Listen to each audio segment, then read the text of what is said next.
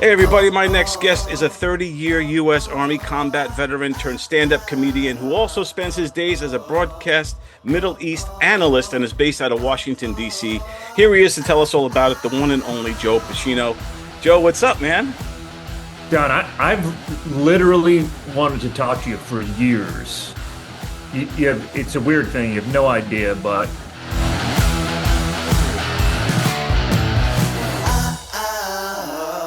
it's just very serendipitous how life works out sometimes, and some things come full circle, man. And I guess we can get into it. Wow, that's that's so awesome to hear that. What made you want to like talk to me for years? Like you've seen the show and stuff like that? I've seen the show. So I told you on email. So in 1989, I was 15. My mom dropped me off to do an open mic at East Side Comedy when it was in South Huntington. A legendary. That was the original spot, right? Right, it was right after The what Jerry. original spot I saw, um, yeah, I mean, I saw a couple of shows there, and so I went there to do an open mic, and I loved comedy, when I was a kid, and I wanted to be a comedian, and then my mom dropped me off. I was going to start kind of doing it. I did my an open mic there. Joan St. Ange brought me up. Yeah, Jones, legend, local Long Island legend, comedy legend. Did a lot I for the spent scene. Yeah. I saw her on your show. Well, you have a lot in common with Oedipus Rex because you're both stupid motherfuckers. And he went, what? And I did really well. I got up. I had like four things on a note card. I said, "You may have seen me come in here in my motorcycle, in my Harley Davidson. I'm a Harley Davidson, and well, just to be honest, it was 10 speed with a baseball card in the spokes." Right, right. There you As a go. kid, people laughed at that, and then I had a couple of other things. I had like 2.5 minutes of things, and then I got off stage. And then I went back a few times, and then Joan said, "Look, you've got to have some more things written. You got to have more material." And then I would go from there. So I kind of like watched the open mic, and then it would roll into her improv show. Right. She did that Yeah. improv show, and then I met all those guys. Paul Bond, Yeah. who Paulie Bond. yeah was on your show. Kevin James, he used to host some of the showcases. So I met Yeah. him. My dad met him. And that's before Kevin James was Kevin James. He was just the like a local guy. He was still, top notch comic because you're talking about 89. Yeah. So that's about the same time I was kind of hitting the scene. So I'm I'm 53, so I think you're a little younger than me. I'm not sure, but I'm 50. Yeah. yeah, yeah. So around the same time period. The first time I was ever in there was the year prior. I saw Richard Jenny. Wow. My Yeah. dad took me to see Richard Jenny, and he did like an hour and 10 minutes, and it was awesome. And Kevin James was the host. And so at the time when I was 15, Kevin James was like making a name for himself and was clearly an up and coming guy. Right. So those guys were around. There was a guy named Tim Gage who's still around. Tim Gage, he's still around, still floating in the clubs. We see him all the time at Governors. Yeah, Tim Gage, shout out. And so then I decided I was going to go into the army because my dad missed the Vietnam. My dad was a Vietnam era guy, but he missed the Vietnam War. He kind of got out of the draft, and he talked about how he always regretted that. So I said, well, let me go into the army, and that'll be my way to have things to talk about in comedy. So your whole purpose behind joining the military was strictly to get material for comedy down the road? Yeah, it was those two things, right? It was like Wow. because my dad always regretted that he didn't do it, and this is kind of like in the Cold War, and I thought, let me do 4 years in the army and then come out. I'll be, early 20s and get on the scene. And then so and then I did 4 years, and then I re-upped to go to Korea because I thought that would be kind of cool to go to Korea. I was an army officer at the time, so I was a first lieutenant, and then I was in Korea for 9/11, Oh yeah, yeah. on 9/11, and then we kept getting deployed. We kept going to Iraq, Afghanistan, and so I stayed, kept going to Iraq, Afghanistan, and then at a certain point, when you're in the army, at a certain point, you're like, okay, I've made a commitment 9 years. Do I want to keep going and get to a retirement? And I was good, I was a good army officer, and so I kept going, kept getting promoted. I did 20 years, and then I was going to offload at 20 years. I'd get a full retirement, and Right. then I got accepted to this big job here in the Pentagon, my first time in DC, Wow. working for the Secretary of Defense, Jim Mattis, former Marine. Wow. Yeah. Yeah. That's So, awesome. so I was an aide there. I was like kind of a special assistant. And then from there, I got this kick-ass job in U.S. Central Command, which is the Middle East Command. And that was the very last thing I did. It's in Tampa. In a strange thing, the Middle East Command for the United States is in Tampa, but you travel. For my job, I was 15 days every month in the Middle East. Qatar, Israel, Saudi Arabia. So Wow. it's an amazing thing. Yeah. And during COVID, I watched that. I don't know if you've seen the Comedy Store documentary. It's a 4-part documentary on Yeah, the Mike comedy. Binders, the one Mike Binder did. Yeah, it's an Exactly. excellent documentary. Yeah. And I just started crying, and I started crying, and my daughter was like, "You got to find a way to do this. Like, you're going to have to do this." So I retired from Tampa, and I landed here in DC without exactly a real plan of what I was going to do, but knowing that I still had ties into the Beltway, into the Pentagon, and I do some consulting, whatever it was. And I started doing these. Well, I ended up with the Fox News gig because I came out a little bit after the Israel Gaza thing started. And so I knew the main Pentagon reporter, Jennifer Griffin, Yeah. and she called me and said, "What do you think? What's going to happen next?" And I explained to her, these 4 things are going to happen next. And everything I said happened, right? And then she said, "Well, can you come in and talk to the Fox News producers, go in studio just to talk to them?" And I did. And they were like, "Look, we got to get you on camera." And I'm like, "All right, I talk in front of people for a living, kind of." Right. So I did one thing on camera. I was very good breaking things down, but I wasn't that good on camera yet. There's specific, just like with stand-up comedy, right? There's Like a rhythm. Yeah. approaches, things you've got to do. So they said, work on a couple of these things. We want to have you back. And I got over 4 appearances, I got better. And they're like, all right, we're going to give you a contract. We want you to just talk about Israel, Gaza. And so for a while I was on all the time. So the two men here, Netanyahu and Biden, I feel like their fates are tied together in this. And then so simultaneously, I started doing open mics, and I do open mics, and I would just talk about my daughter. My daughter's in college, and talking about that stuff. Right. Right. I started getting good at that. She did something I could never do. She got into Yale. I did something she could never do. I paid for Yale.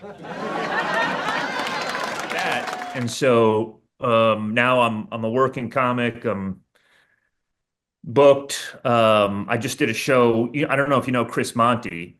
Yeah, I love Chris Monty. He's Oh my Queens God. guy. He's a governor's guy. Yeah, we see him all the time. Yeah. So I did a show. I was booked to do a show in Western Pennsylvania, and he was the headliner. Wonderful guy. Yeah, Really he's nice great. guy. So that's my life, man. It's been a wild ride. And so anyway, the whole time I was like, I always kept my eye on the scene because I was just really interested what happened to a lot of these guys. A lot of the people I knew dropped out, right? People drop out of this stuff. Right. Yeah. And some of them stayed on. Paul is still around. Paul Bond is still Paul around. Bonnig saw him not too long ago. Yeah. Joan is out of the comedy, it sounds like. Yeah, but she still dips her toes once in a while. I haven't seen her perform in a minute, but she's still like advising people and stuff like you saw she was on our show back like that was in 2019, I think, or 20, like when we were doing the game show, Right. put up, shut up, stand up. She came on as one of the judges, but I've known Joan for a long time through the years, because kind of similar to you, I was doing comedy I didn't start till the late 90s into the early 2000s. Then I stopped and I went into sports and moved away. And then when Mm, I came back, it sucked me right back in again right. and into the scene. So similar to you 30 years, Middle East, all these adventures you had. Yeah. Soon as you get a chance, right back in the open mic scene, or you start doing comedy, you just can't get away from it. Basically, I was a human resources officer with a rifle. That's what I did. That's what I did. Yeah, I was in HR. So if the Taliban attacked, the best I could do is lose all their paperwork. That would have been. That would have been it. I would not have let the Taliban use the good copier. No way. You can't, man. And once you get it into your bloodline, it's almost like I was telling somebody the other day that I don't think I could stop right now.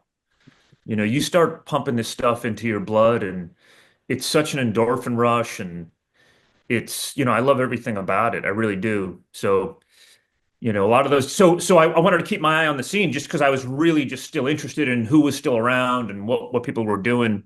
So I started watching your shows, and I remember you had this one thing. It was like top five '80s comics. Oh yeah, we did top fives Yeah. too. Yeah, And you were talking about Barry Sobel, how he used to come out and do the raps. yeah, And that was like, I just remember seeing that on the Dangerfield special. 'Cause I used to just watch comedy. I was a huge comedy nerd. right. Yeah, man. Um, when I was 14, I saw George Carlin at Madison Square Garden. Wow. Yeah. Even Wright that same year at Westbury Music Fair, Music Center, Yep. which is still around. I It's still found out. around. Yeah, I was just there. Saw Nikki Dolenz of Oh, recently. really? Yeah, yeah, just for the monkeys. Oh, but yeah, the place is still there. It looks exactly the same. It Really? hasn't changed. Really? Yeah. So just wild how things come full circle, man. Yeah. Dude, it's so cool to have you on because I didn't realize, when we first kind of connected that you were part of, that you're from Queens and you're part of was so part of the Long Island scene, and that, your first show was at, East Side with Richie Minervini Yeah. such a legendary club. And then also Kevin James. I saw like Adam Ferrara there it's also the first club I ever went to when I was a Really? kid. Yeah. And I saw it was Richie Minervini, oddly enough, and Kevin James and Adam Ferrara were the three acts. And I must have been about 16, 17 years old. And this Mm. had to be around the same time period, maybe 86, 87-ish. If I always get my years mixed up, but yeah, it was early, and it's just kind of the same thing. But Yeah. I remember when they moved to Farmingdale. I was at the first show at Farmingdale. Adam Ferrara opened that show. when they went to Farmingdale, I only went there one time. It was big open space. It was like a big, Enormous. like, yeah. And I remember seeing a young Dave Attell was the middle act. I forget who the headliner was, but Dave Attell was like the middle act back Yeah. then. Wow. Yeah, Yeah, because there were two rooms in there. yeah, Yeah. And then when I was in the army, they closed it. I never found out exactly what happened, but yeah. It shut down. I forget all the reasons why, but but yeah, it was the end of an era for sure it really because was, East man. Side was such a big part of the comedy scene forever out here. Now Governors kind of took the reins. Governors now has McGuire's and the brokerage under their umbrella, Oh, I didn't know. and yeah, so they kind of all the big clubs out here are kind of Governors, which is a good thing because they treat the comics great and all that stuff. That's what Chris Monty was saying. And then there was Ron Conkema. There was Ron Conkema Comedy Club, which was run by Doug Minervini. Yeah, it was what was it, Kankama Comedy or something like that. That's Right. I don't think that exists anymore either, Okay. unfortunately. Yeah, yeah. But there's other clubs that are open, that are around, and there's a lot more theaters doing it now too, especially out east. I'm way out east now. I'm Mhm. originally from Brentwood, Long Island, but now I live all the way out in Manorville, right next to West Hampton. And so you have the West Hampton Theater, you have the Ronkonkoma as a Suffolk. So a lot of these theaters, uh, governors will kind of produce comedy shows out of there too. Yeah. So I was born and raised in Queens, and then we moved to Long Island so I can go to St. Anthony's High School out there in South Huntington. Oh, nice. All right, cool. So you're a Long Island guy, basically. Yeah, I mean Queens. It's all Long Island, even though It is. It is. Queens hates to admit it. Yeah. Yeah. Queens is not Long Island, Queens bro. is Long Come Island. on. You know who Queens said- and Brooklyn you know- is graphically Long Island, but it is not Long Island You know who culture. says? You know who says Queens is Long Island? Oh. Jerkos who grew up on Long Island. Yeah, exactly. But I do, first of all, I want to thank you for your service. 30 years in the military, defending our country is great. I'm wearing this shirt just for you today Awesome. Thank you. represent. Yeah. But yeah, so you're a retired Army colonel. And basically, so when you joined during the Clinton administration? I joined during the Clinton administration. I enlisted first, and then I went to Fort Drum. That was my first Fort Drum, all the way up New York by Canada, and that was my first duty station. And they earmarked me to be an officer, so I went to Green to Gold. I became an officer, and stayed there for a little while. And stayed in Fort Drum as an officer for a little while, and then went from there to Fort Bragg, and then from there to Korea, and then been all over the country. Was in Germany for a little while. I was back in Korea for 3 more years, and then all over the South. Really, Right. kept during Iraq, Afghanistan. Everybody kept deploying. You deploy, come back, deploy, come back, and I actually kind of loved everything about it. It seems like, like it's never boring. It's always an adventure. Plus, you're kind of part of history, and being there for 30 years, under at least 4 different presidents, right? You were there under Biden too, so that's maybe 5. So what you got? Clinton, Bush, Obama, Trump, Biden. And then I got out at the end of the Biden administration. Yeah, it was during the election season when I retired. So you recently retired. About a year. Yeah. Wow. Okay. So yeah. Yeah. So one thing I wanted to see for a guy like you who's been through, been consistently in the military for 30 years through all these presidents, how drastic do things change within the military from president to president? Is it still the status quo, or do things all of a sudden like change? Like, oh no, we're not doing it that way anymore. Now we gotta, do it this way. At the soldier level, it doesn't change. Things at the soldier level revolve around your squad leader, or your staff sergeant. Things are very localized. The Army's enormous. The Army's an enormous machine. And the Army song tells you the Army keeps rolling along, and that's true. It's everything is about who your local sergeant is, who your local commander is. So nothing really changes at that level. Where it changes is the level I was at my last 7 years or so, which is at the very top of the Army. Policy changes, foreign policy changes. I mean, we've seen with Biden and Trump, who our enemies are, change. The structure of how we fight changes. Organizationally, there's change. But as a soldier, you don't see or feel any of that. You kind of do what you're told. Your sergeant is focused on readiness. And it's been it's been the same. The biggest evolution I've seen is probably a cultural evolution that's paralleled the country. So I came in in 95 and correction, 94, and became an officer in 97. And at the time, I was in the infantry in Fort Drum, and you could not have women in the infantry. It was just a very different Army. It was very male oriented. The things you had to do to survive as an officer would get you kicked out of the Army today. And yeah. We kind of, things like, you'd have a lieutenant who would like protect all the porn out on the field training site, all kinds of stuff. Right. You have hazing, stuff like that.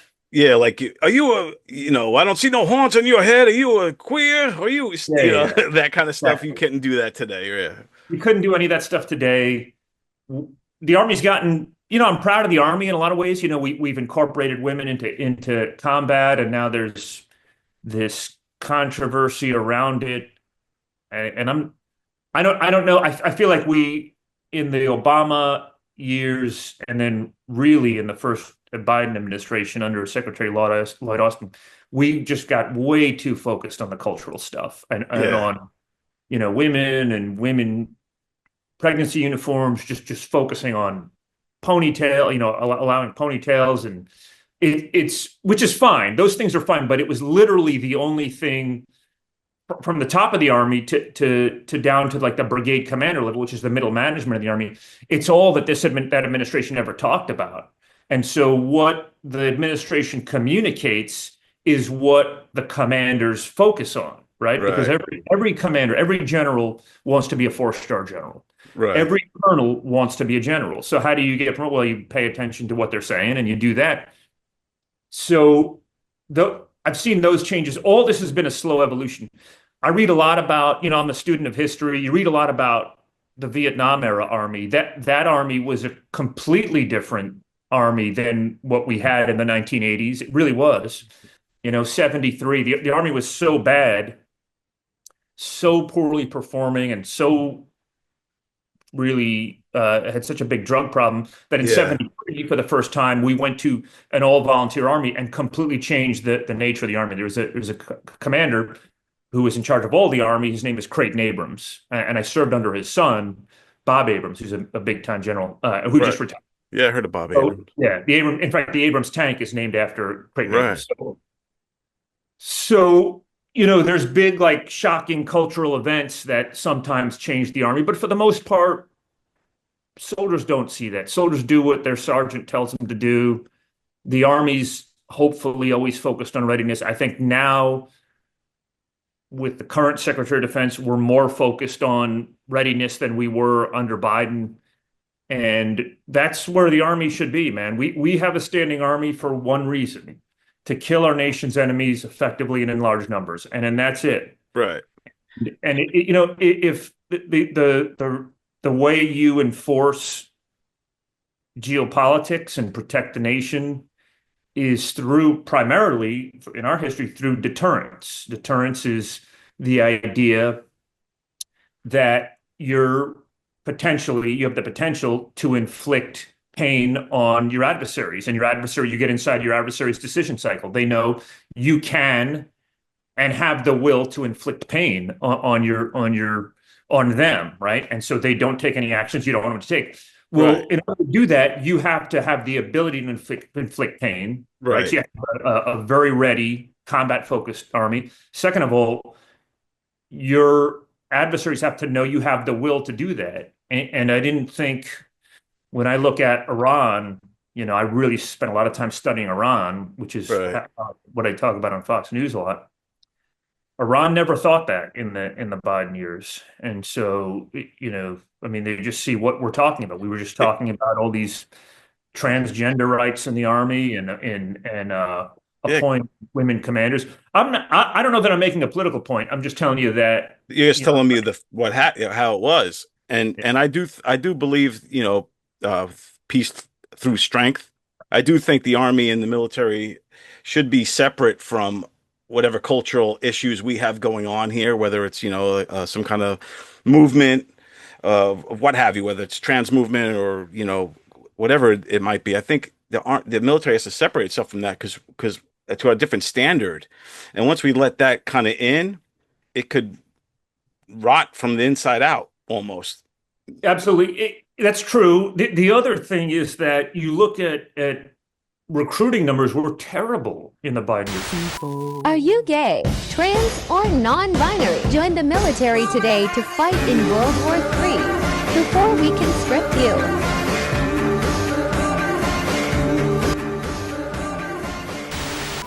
So why do people join the Army? There's basically 5 reasons people join the Army. One of them, obviously, for the benefit, the great benefits. And I wouldn't cast any aspersions on anybody who joins the military for college benefits or the benefits. But the second is for a sense maybe of a patriotic duty. Right. And those people, they come from those young Americans, they come from the South, they come from the Midwest. They generally have a grandfather who was in the Army, an uncle who's in the Army, and they are not going to join the Army if they feel like the Army is not focused on war fighting or not focused on their values. And so now we've seen a spike in recruiting. You can't really evaluate recruiting over such a short period of time, but we have seen a spike in recruiting. We'll see how that manifests over the next 18 months. But Right. you need those people to join the Army. You really do. Yeah. And then I think, like you said, then the third one would be, I think kids that are going, maybe dead end life, and this is Exactly. an opportunity. Feel like they have few other options. And then the fourth one is guys who want to get better at comedy, right? That's right. That's right. Want to have things to talk about when they come out of it. Yeah, that's right. Here's how you can identify when a veteran's been in Afghanistan. They'll tell you. That's how. They'll never stop telling you. Yeah. So no, I think that's that's because I was always wondered about that with the different presidents and how it changes from time to time, because we do kind of go back and forth from Republican, Democrat, and everybody has different senses of things. And definitely in the Biden era, we have seen the cultural push more than ever as far as a kind of a different agenda. We call it woke, whatever. And now it's back to this Trump's, where he wants to go back to this kind of, it feels like a more stoic, with Pete Hegseth at the in charge, that they want to get kind of right the ship, so to speak, into a different. And I don't know how easy or hard that is when you're going from literally different extremes. Now it's not like a little here and there. It's like here to like, it's really big shifts. It's not that hard. It's people in the Army do what they're told. And so Hegseth, his first thing was, we're going to end DEI in the Army. We're going to have we're going to go back to a merit-based Army. He said that immediately, right? He said that before he was SecDef. Right. He said that in his congressional testimony when he was in the running to be SecDef, when he was going for confirmation. So he said that, and the generals are going to listen. Okay, we're going away from these things. We're going to be a merit-based. He said, we're going to focus on warfighting. Okay, we're going to focus now on warfighting. I don't know that he needs to keep saying it. It's kind of the only thing he talks about. But right. point taken, right? Right. I mean, I got it. Exactly. We get it, Pete. Move on to the next thing. DEI is going to be ripped out root and branch because we want everyone treated equally with high standards and held accountable with warfighting, lethality, and readiness front and center. We don't have time for emphasizing differences. Jesse, one of the dumbest phrases in military history is our diversity is our strength. Our diversity is not our strength. Our unity and our shared purpose is our strength. It's interesting with him in that job because he was a Fox News guy, right? Right, yeah. And so the job of the Secretary of Defense is, and always has been primarily, it's a bureaucrat, right? So it's you establish this is an $830 billion budget for the largest organization in the world. And that's the job of the Secretary of Defense. Put that budget together. The budget allows us to focus on what's the newest technology, what are we doing with innovation, what are we doing with our tanks, what's the structure of all the different services, how are we going to be organized to fight against Iran. And I wish he would focus more on that and less on talking about DEI, because again, it's point taken. All you got to do is, here's my executive order. You're not doing DEI anymore. Okay, we got that. Right. We do what we're told. And then, I think he has a lot of videos where he's lifting weights with the troops, and that's a staff sergeant job, honestly. Right. Yeah. So at a certain point, you've got to shift that entire operation. The Secretary of Defense runs this. I'm pointing to the Pentagon. You can't see. Oh, you can see the Pentagon from your window. I can't see it in my window, but it's in that direction. Trust me. Nice. It's in that direction. That building is a gargantuan. It's a monstrosity, and that's where the Secretary of Defense needs to be focused, is organizing that entire building along one budget and along one policy. I agree, and I do think that there's some posturing. Maybe it's because it's the beginning of the administration and whatever, but a lot of the cabinet members, like, you see them, like you said, Pete Hegseth, working out with the guys, throwing the football around and all that stuff, and almost, with the DEI stuff, kind of, trying to, I don't know, intimidate or rattle the feathers of the other side or whatever. I just feel like that there's some of that going on because I'm more like I just want. I'm kind of what you've been saying about with Pete. Just move on to let's get to the important stuff. Enough with all this charade stuff or whatever. You stop DEI, and that's all it should be. And then you move on to the important stuff, which, Yeah. is Russia and, all of our dealing with our enemies and I mean, it's not like if we go to war with Iran, Pete Hegseth is going to be manning a machine gun. You know what I mean? right. Yeah, exactly. But he'll probably be dressed up with a Rambo headband on. Yeah.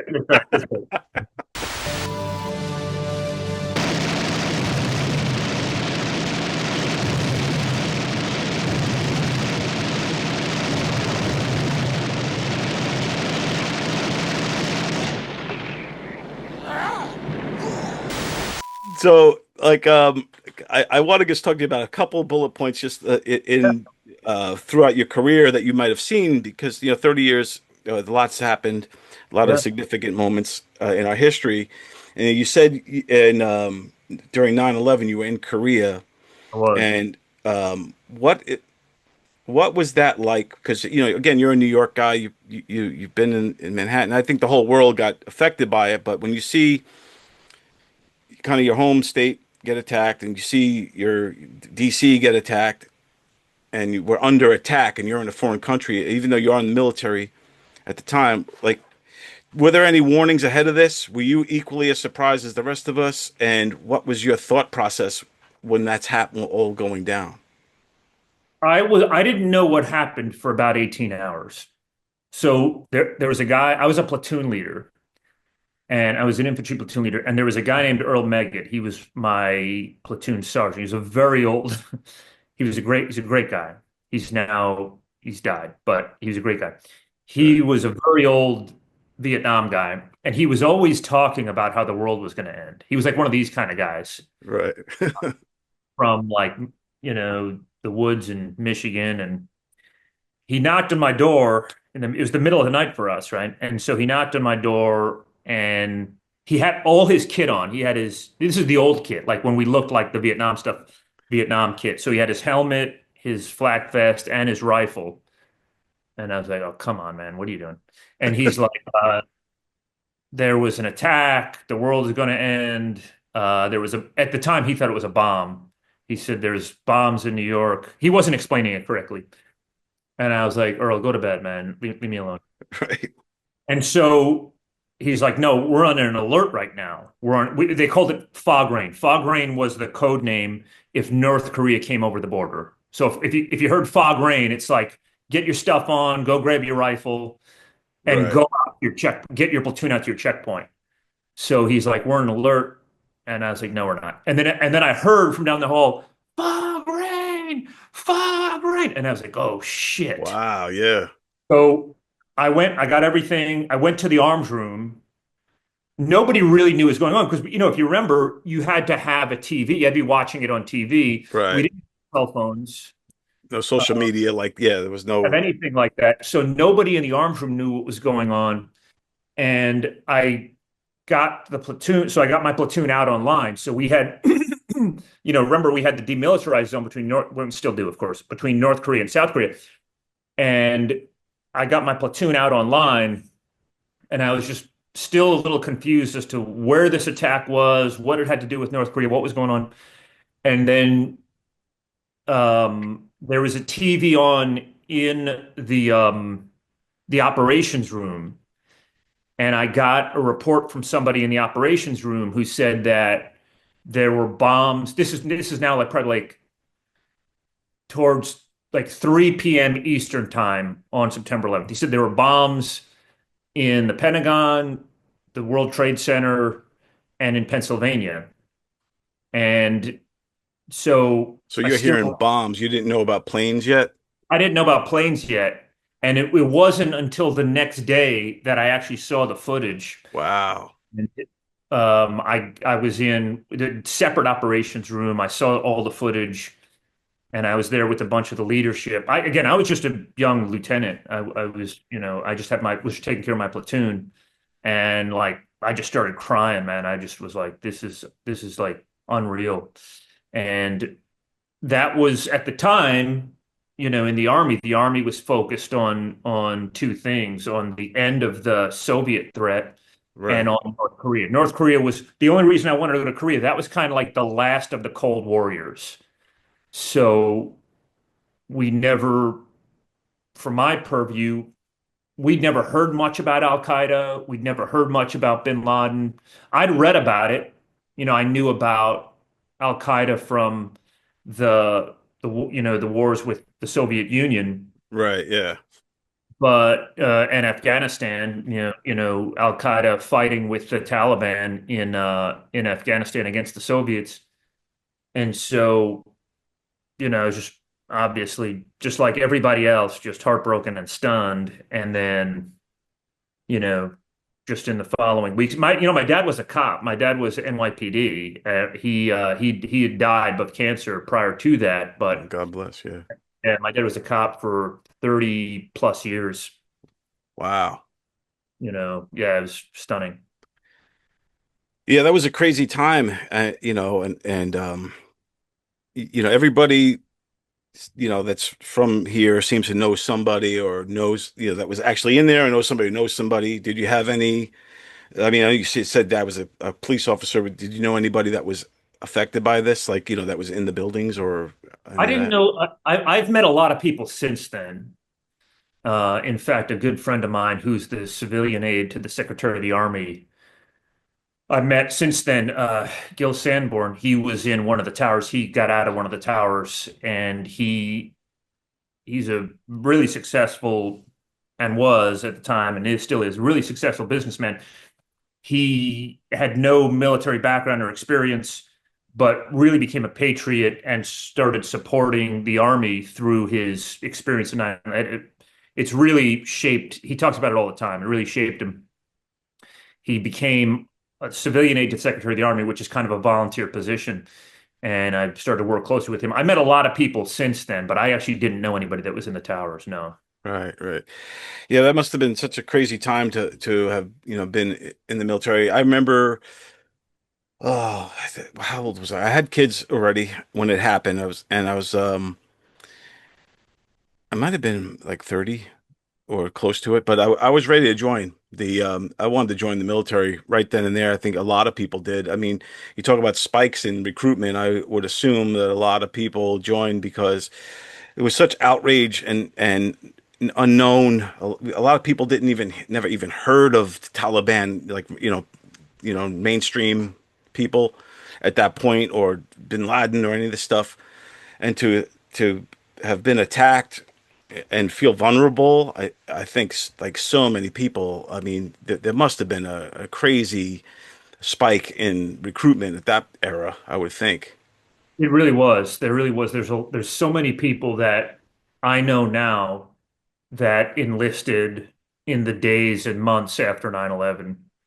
And I had a bunch of friends who were in this unit here, the 82nd Airborne, which I got to the 82nd Airborne later in my career, but they were the first ones. They were the first ones to respond in Afghanistan, the first conventional unit. There's a lot of special forces unit, but first conventional unit. And I know there's just a lot of pride in the 82nd Airborne over that. They were very quickly into Afghanistan. Yeah. The attacks sparked a 10-year battle which came to be known as the War on Terror. Led by full-time U.S. military soldiers, a coalition of international forces assumed primary responsibility for engaging a largely unseen enemy.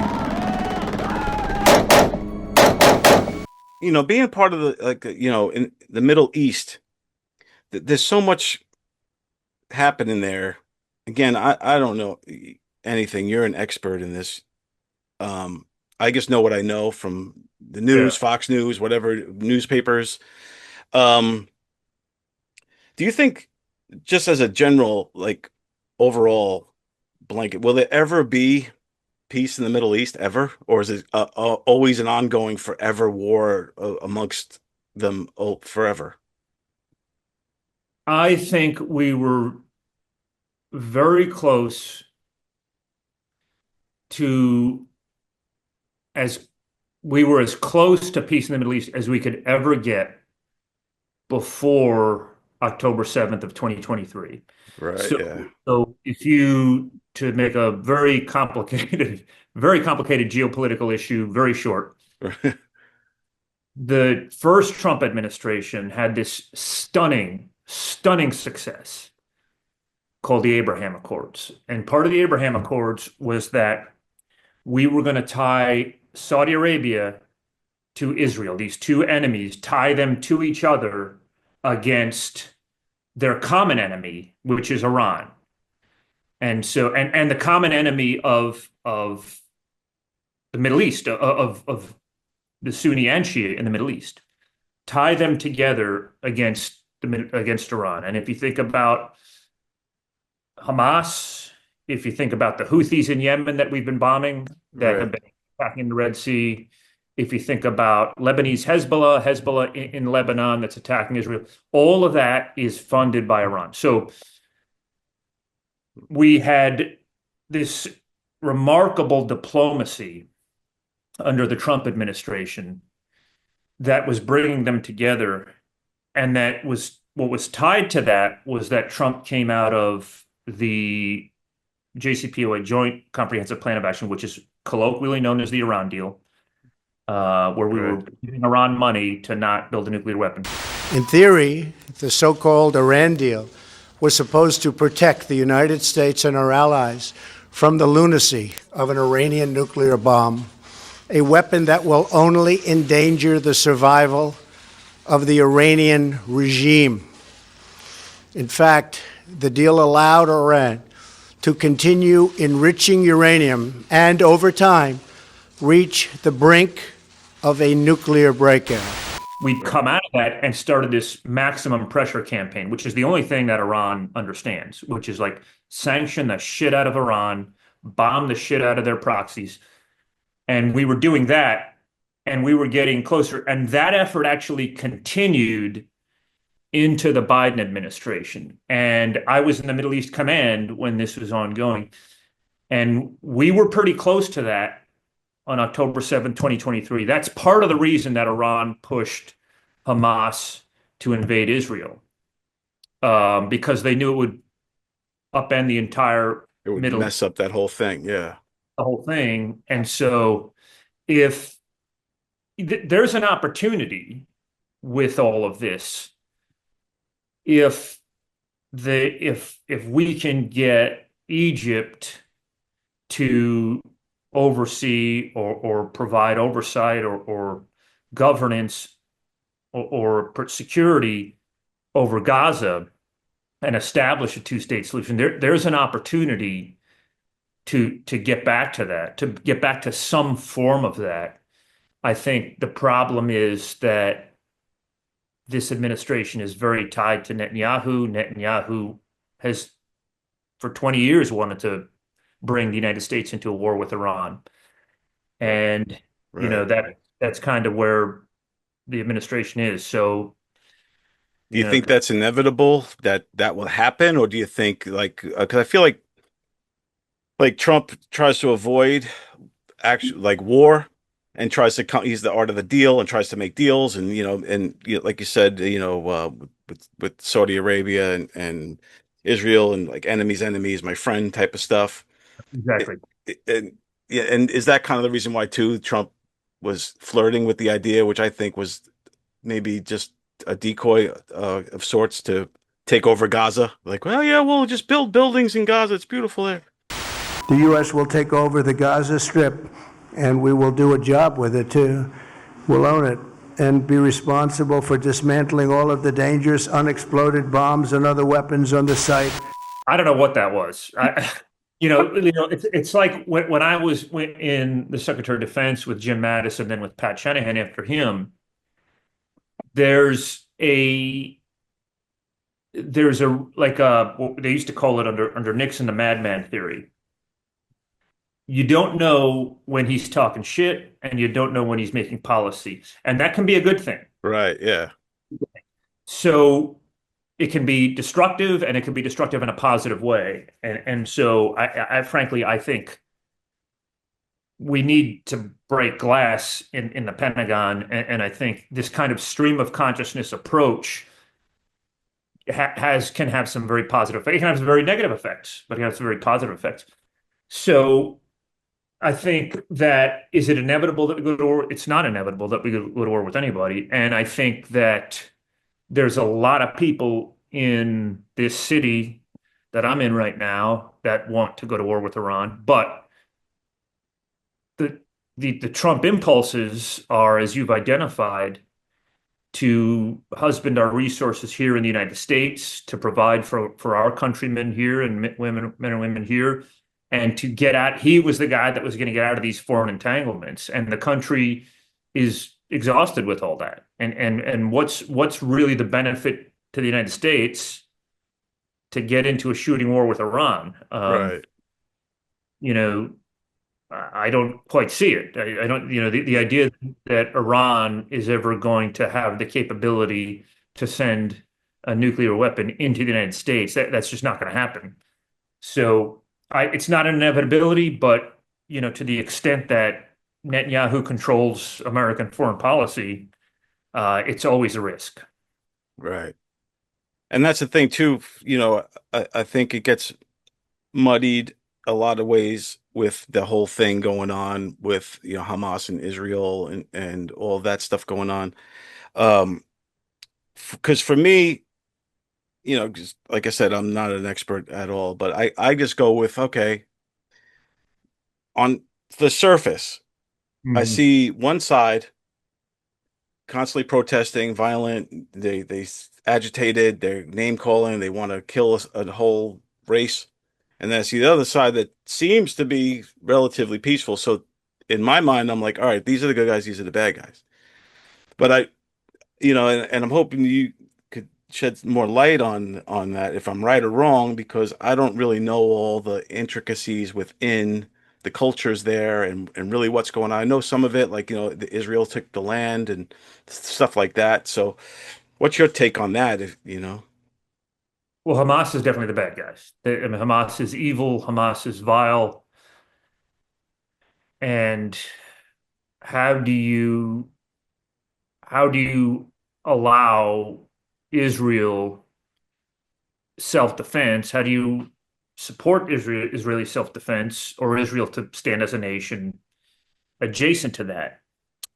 Right. So that's the issue. The issue is, if you're saying Hamas is evil, that's true. The problem is every adult male in Gaza is in some way a member of Hamas. So Hamas is not just the military arm, it's also the trash services, it's the electrical people, it's the school teachers.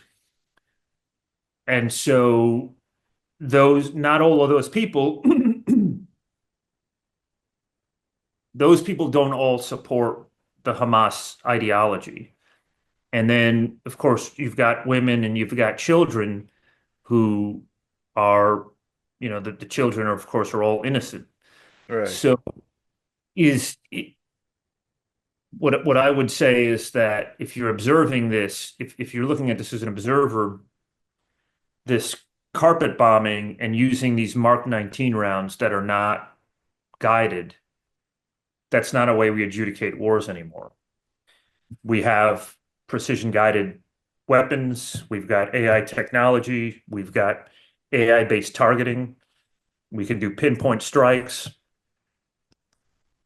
And so when people are protesting the adjudication of this war, that really is valid, to me. In my mind, it really is valid because you can target Hamas leaders without leveling schools and hospitals. And yeah. now, I'm not saying this, I'm not trying to make it easier than it really is, because they've dug tunnels under these schools and hospitals, and they're hiding weapons on these. I'm not trying to make it easier than make it sound easier than it really is. Right.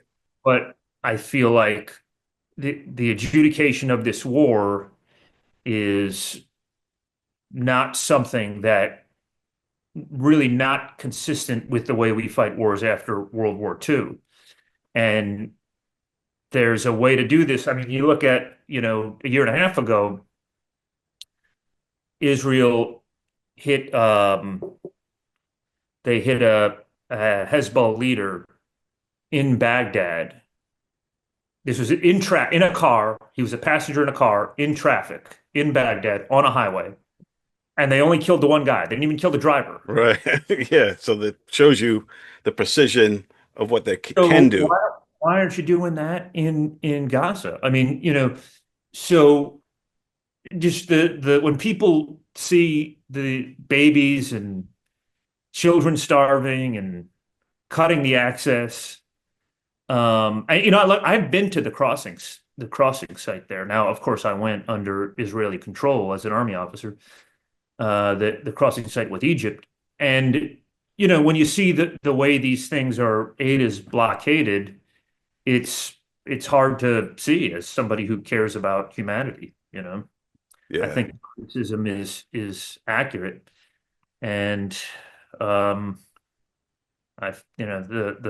way the longer this thing continues, obviously, the worse it seems to be getting. But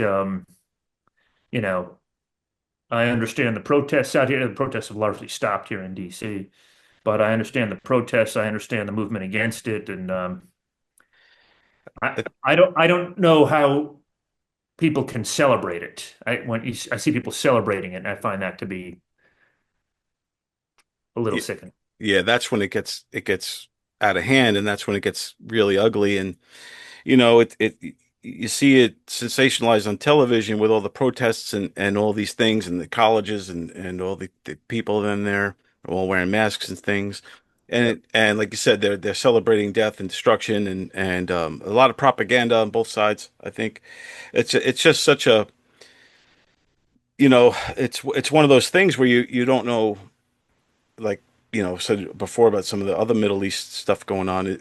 Could it ever be solved, or will it ever be solved, or is there a way?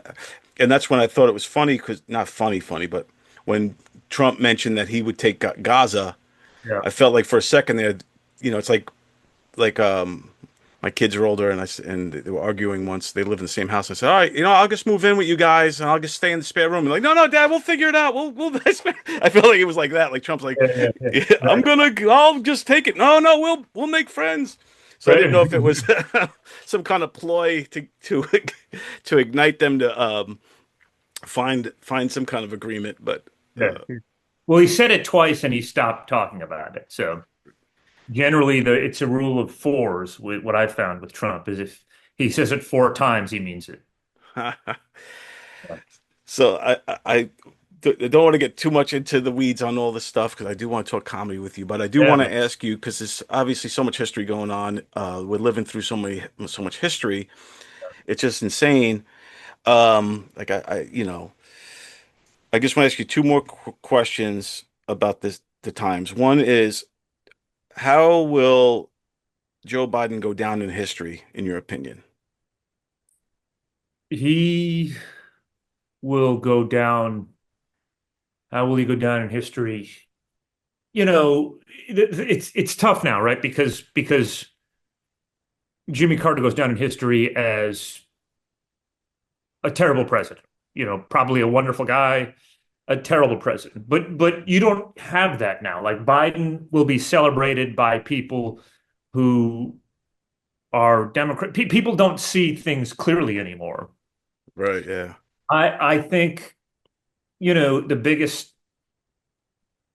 the biggest thing that people are going to remember, that people objectively will remember, was that he was basically non-functioning and we don't know how long. And look, I'm not like, this is not a political thing. This is Right. like, the biggest problem I had with Biden was, and I wrote this in Real Clear Politics, and I got attacked for it because I was a newly retired Army colonel. But like, don't tell me that what I'm seeing with my eyes and what I'm hearing with my ears is not real. Like, this man is not functioning. Right. Don't tell me that he's like the White House is, Jen Psaki, the White House, boy, he's like firing all cylinders. He's sharp as a tack. Sharp as a tack. He is sharp, intensely probing, and detail-oriented and focused. This is a man who is sharp, who is on top of his game, who knows what's going on. This guy's tough. He's smart. He's on his game. His mental acuity is great. This is a very sharp president. No, I know I see that he's not. And so I think that conspiracy, and the media was part of that conspiracy to protect him and to act like this, what we knew was happening, was not happening. I think he's largely going to be remembered for that. I think the Wall Street Journal did, and then the New York Times did an expose about all these aides. They did this in 2023. About all these aides were like propping him up, and he was like, he didn't come into the Oval Office until 10 a.m. and he couldn't take calls after a certain amount of time. So there were these two big articles, but it's like, no, it's too late. Like, why didn't you write this? Why weren't you on this 3 years ago? And so I think that's largely what he's going to be remembered for. I think for me, he'll be remembered for Afghan. I don't know how many people in this country still think about this, but Afghanistan was a disaster. Coming out of Afghanistan was a humiliating disaster. The chaotic and deadly U.S. evacuation from Afghanistan stunned Americans and the world and cost the lives of 13 U.S. soldiers. Now a damning new report blames the Biden administration for being slow to evacuate U.S. citizens and Afghan allies, according to an Army investigation first obtained by the Washington Post. One national security official saying an evacuation would signal we have failed. And that hurt a lot of people, man. A lot of soldiers who spent a lot of time in that country and made a lot of friends and fought alongside Afghans. And that was an international humiliation. It was so bad.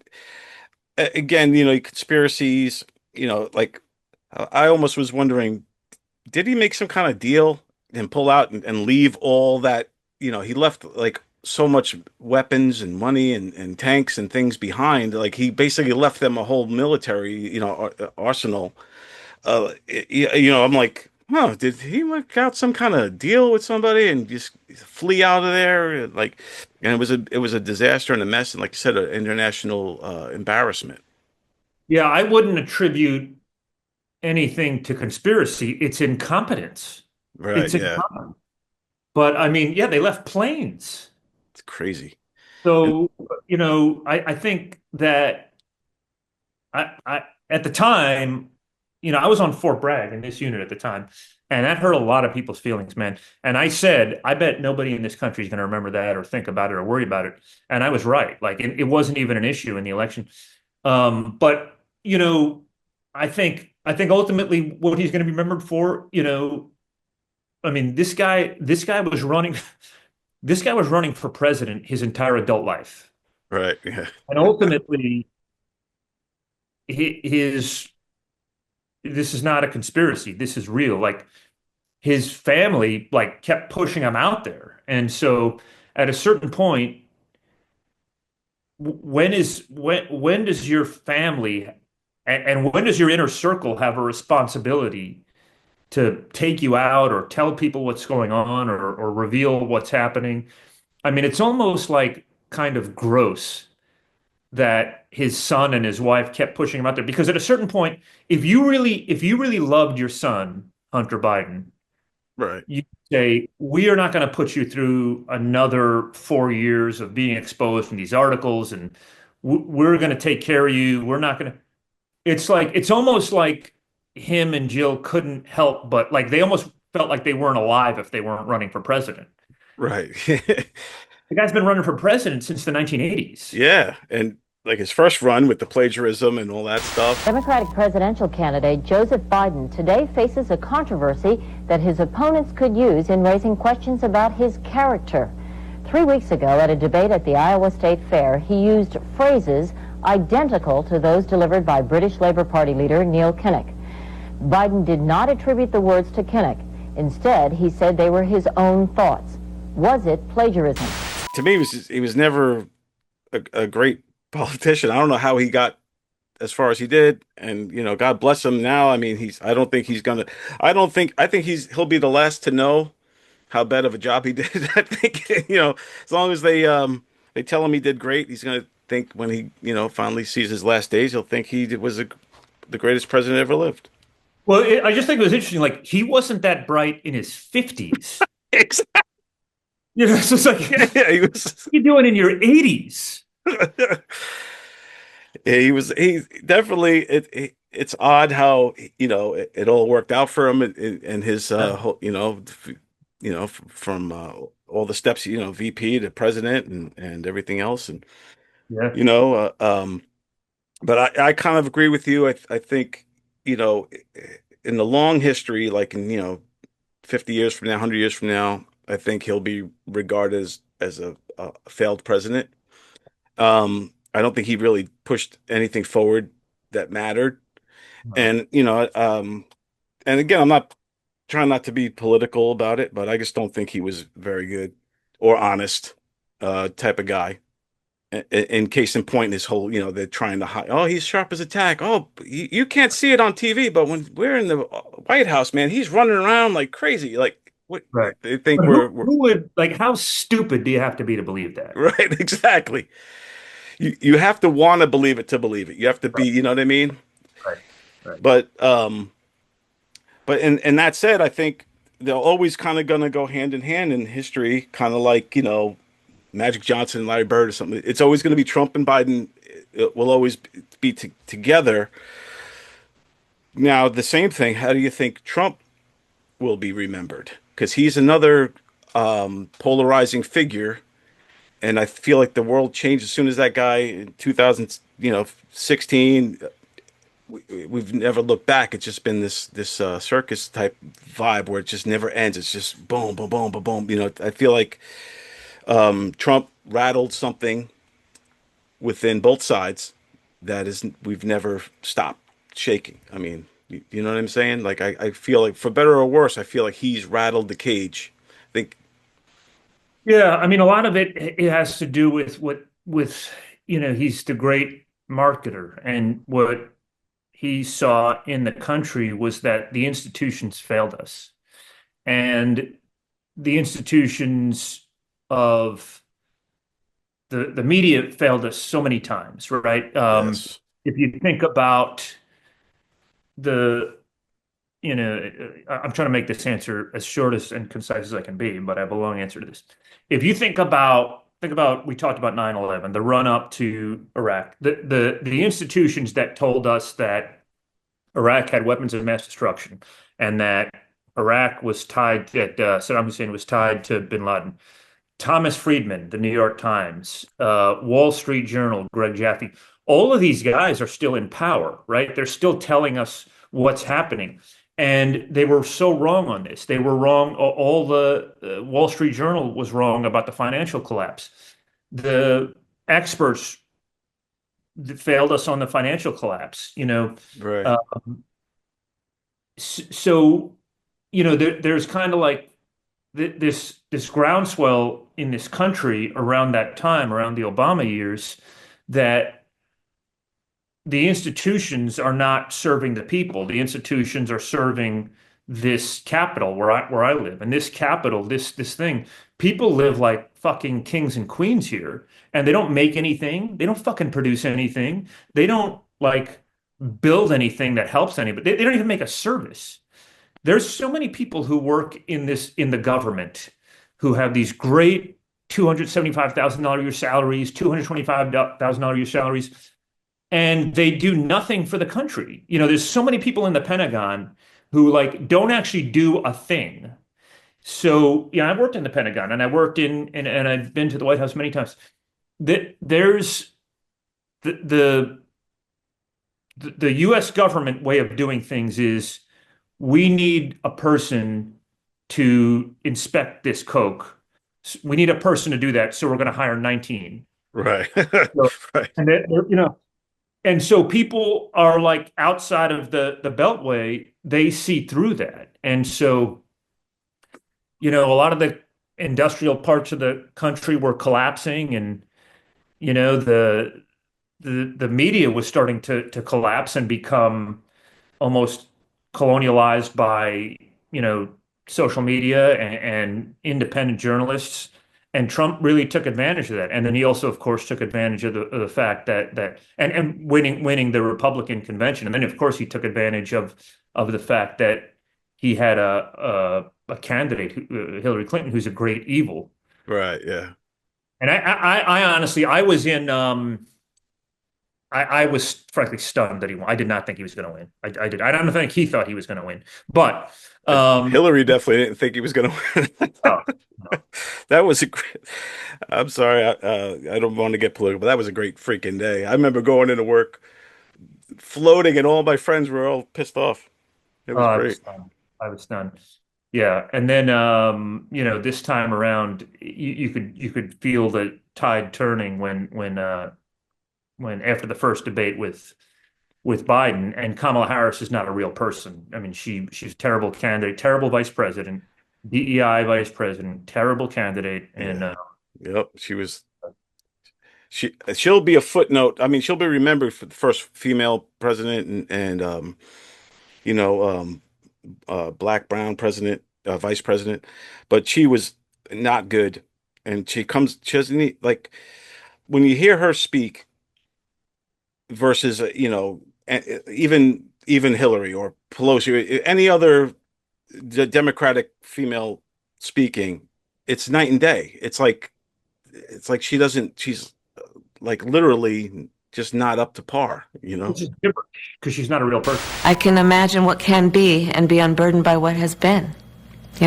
What can be unburdened by what has been. What can be unburdened by what has been. We can be unburdened by who we have been. What can be unburdened by what has been. Where we can be, unburdened by where we have been, and unburdened by where we are right now. What can be unburdened by what has been. What can be unburdened by what has been. What can be unburdened by what has been. Right. Exactly. She's manufactured. And that was her whole run, that short little window, 4 or 5 months. When they ran her, they pushed her hard. The media pushed her hard. And they tried to make something out of her. But like you said, she just couldn't, she's just not a real person. She has no real soul. She's just fake. Yeah, exactly. Yeah. And there's a lot of people in this town like that. Yeah. I told my daughter, she came back over Christmas, I told her I'm starting a career in stand-up comedy at age 50. She said, "Dad, that's the dumbest thing you've ever done." I said, "Oh, you didn't know me in the 1980s. This is not even close to the dumbest thing I've ever done." Yeah. In the 1980s, I was in an all-white rap group called 7 Days a Weed.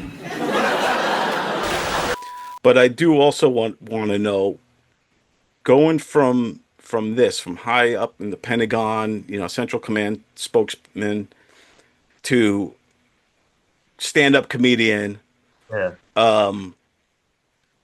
like that's a kind of a juxtaposition, I would think. And what made you decide, you know what? I know I love comedy. I'm just going to jump in. I'm going to start where everybody starts, right at the open mic level, and I'm going to work my way up. And you're definitely a natural on stage and all that stuff. But just tell me, what was the initial thought? All right, I'm retired. Let me go into this now, or the initial thought was, let me get this out of my system, and let me go do it like a few times or once or something. And so I went to an open mic at this place in this Mexican restaurant in DC, this nasty Mexican restaurant in DC. And I went to watch, and then the guy was like, "Are you?" He's like, "What's your name?" And I was like, "Oh, he's putting me on the list." So I was like, "Okay." So I went up, and I had a few. I was just going to watch and then maybe go another time, but I had a few jokes written about Army stuff, like, and so I went and talked about. I went and did a few jokes about that. I actually did pretty well, and then I went back a few more times, and then I started writing about, and it was all being retired from the Army, Afghanistan, Right. and I started writing jokes about my daughter going to college, my daughter going to Yale, Right. and just kind of being overburdened with that, with my wife and my daughter, and I said, like my fourth time on stage, I said, I'm paying everything for my daughter. I'm paying her tuition, paying her rent. I bought her a car. Now I'm paying $250 a week for her to tell a therapist how bad a father I am. Right. True. Kids in the audience, they related to that. And they like, oh, these like kids my daughter's age. Right. So that's kind of the way I've been doing it. And then and then I just saw that there's people who just kind of grind at it and they get good through grinding at it and make a living at it. And so I wanted to do that. I wasn't, all in for about 6 months, but I was just like really working at it. I loved writing it. I got my notebook. I write every day. And it was probably at the 6-month mark where I thought, let me try to get booked and start doing this. And then I started getting booked at a lot of veteran shows. Yeah.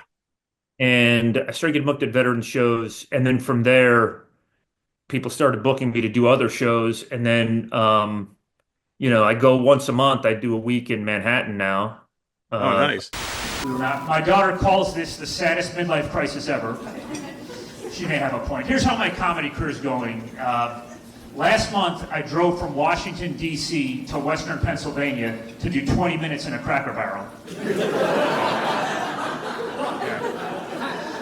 Yeah, I didn't know this. Western Pennsylvania, they pay you in fentanyl. So next time you come to Long Island, hit me up, man. We'll get you on Governors for sure. This summer, definitely. Yeah, that'd be awesome, man. Let me know because we produce some shows too. I'll see if I can get some dates over to you too and get you on. That'd be awesome. Give me a date and I'll organize a trip around it. Okay, cool, for sure. Love that. Write that down. Yeah, that'd be awesome. But I love your comedy. I watch a bunch of your stuff online and stuff like that, and I love that. I think because of being a spokesman for and stuff like that, you just have a natural presence. You're not.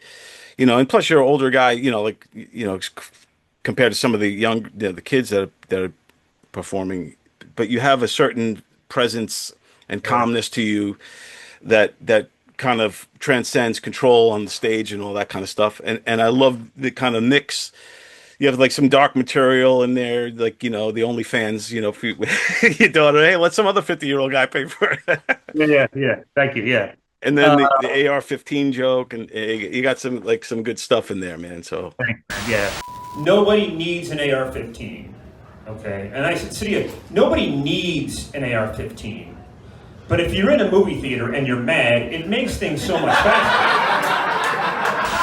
The AR-15 stuff, like some of that stuff, I don't do that stuff everywhere. Here in DC. Sometimes it gets groans, but I know where to do it. I try to tailor my thing where I can kill with everybody, man. You know what I mean? Right. Yeah. That's what I love too. When you say, because you come out, you're a Fox News guy, and it's always seems to be knee-jerk reaction with audiences to groan at Fox News or whatever. But I like when you're like, hey, I'm Trump. If you're Trump, whatever you guys are, I am. It's just so funny the way you say it. And I've seen you do that, like on different clips, and it made me laugh every single time. It's just so funny because well, the thing is like people know, audiences know that, and the bookers know that. So I got to shatter the tension right away. So I figured, how do I do that Well, I just, fuck it, man. If you didn't vote, I didn't vote, man. You vote, whatever you are. That's where I am. Yeah, it's so good. Yeah, Because I love that. It's hilarious. So like yeah, so obviously, your set is you talk a lot about what you know. So it must yeah. be cathartic also to find the humor in that in your own life and in your own experiences. Do you ever get concerned with with both sides, the family and with the military, that well, I don't know if I say this, how are they gonna take it? Is this gonna be, what's the reaction from them gonna be, like your whatever friends or allies or your family? Do you ever think about that, or is it all sake of the joke? I'm going for it.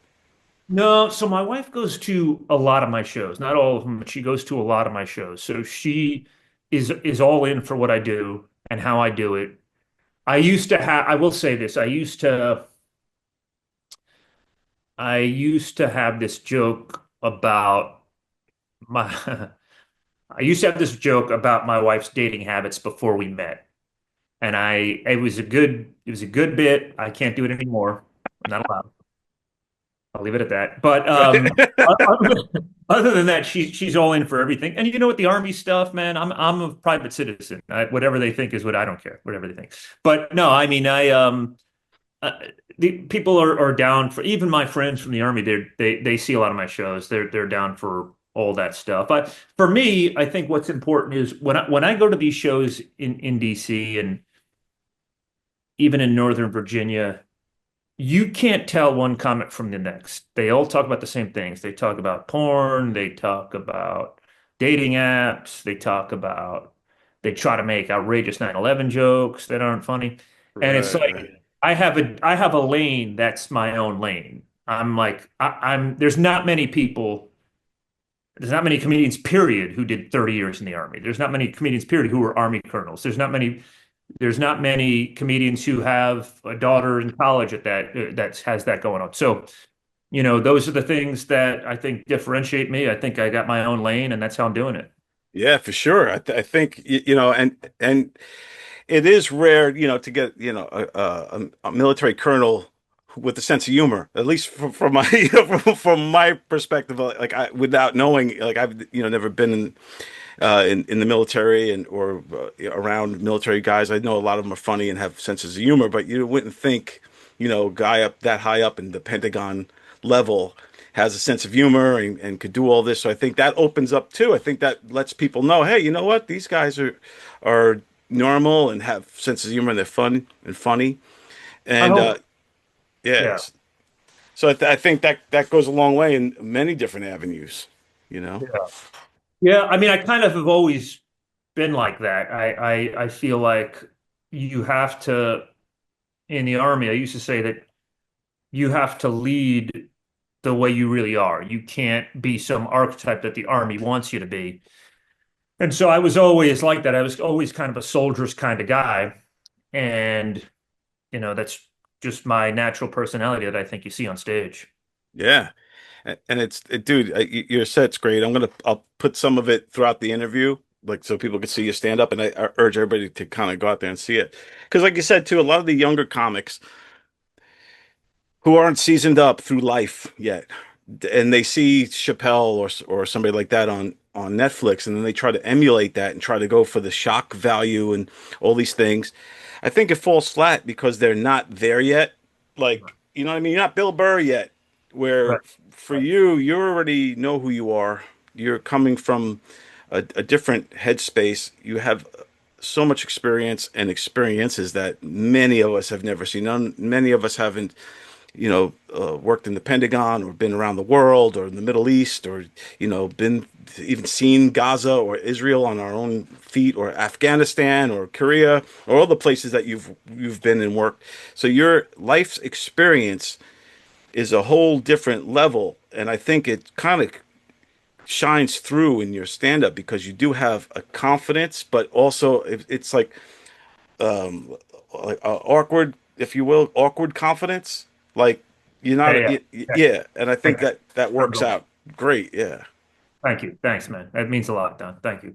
Yeah, for sure, dude. And that's why like I would definitely love to to get you governors and hang with us and perform over with us. We'll get you and Alec Quinn. Yeah, we'll drive together. Yeah, that'd be awesome. Alec rocks. She was great too. But yeah, I mean, so where are you? Oh, I do want to ask you one other question because in one of your stand-up routines, you mentioned that you used to be a rapper in a white rap group called 7 Days of Weed. Yeah. Is that true? Were you you were a rapper? Yeah. Me Yeah, too, man. I was I was in a group called Change of Scenery. I'm from Brentwood, so EPM. If you're into hip hop, EPMD's from my neighborhood. I grew up. I didn't know that. I did not know that. Yeah, yeah. Grew up with. Oh, you don't know EPMD? I know EPMD. I didn't know they were from Brentwood. Oh yeah, they're from my neighborhood. So is Craig Mack. Here comes the brand new flavor in your ear. Yeah. So these are guys I grew up with. So everybody in my neighborhood had a rap group, and I was MC Survive.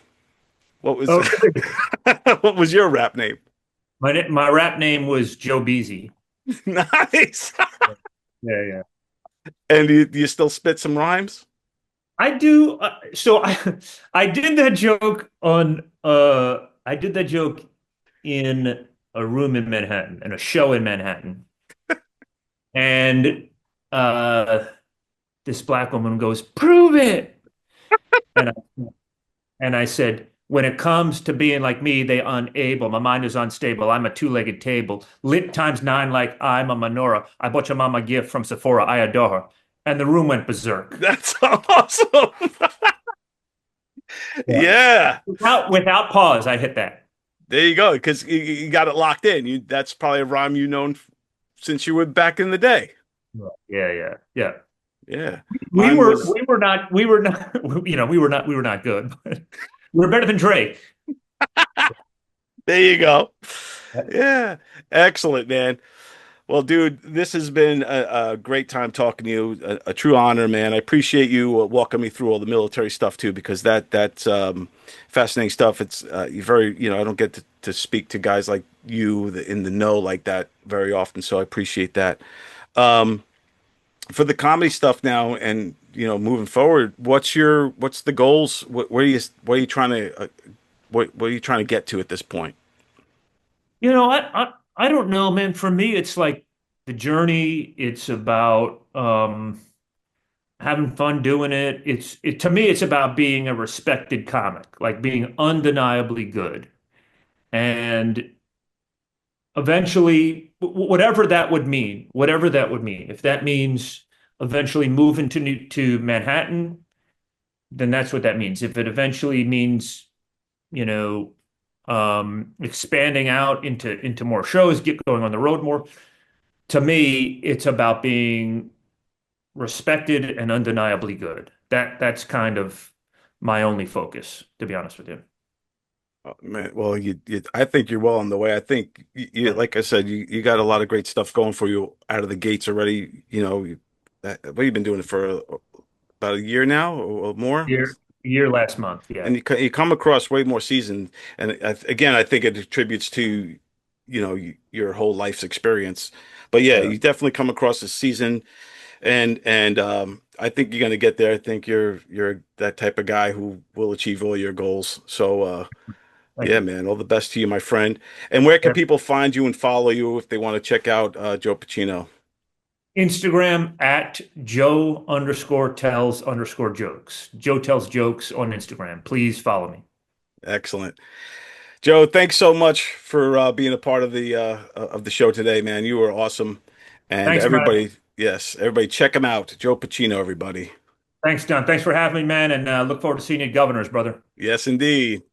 All right. Take care, buddy. Take care.